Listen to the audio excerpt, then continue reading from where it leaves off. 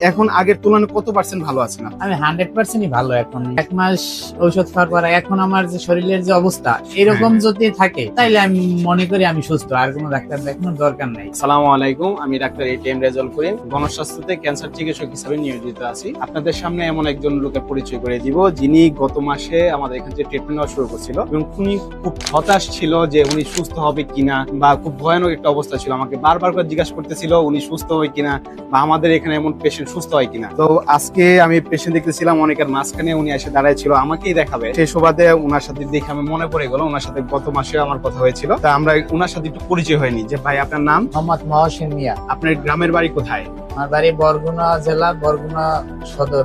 বরগুনা জেলা, বরগুনা সদর উপজেলা, বরগুনা। জি। গ্রামের নাম? ছোট লবণগোলা। ছোট লবণগোলা। লবণগোলা ইউনিয়ন, 6 নং বুড়িরচর। 6 নং বুড়িরচর। বরিরচর। আপনি আমাদের এখানে ট্রিটমেন্ট নিতেছেন কতদিন যাবত? 1 মাস।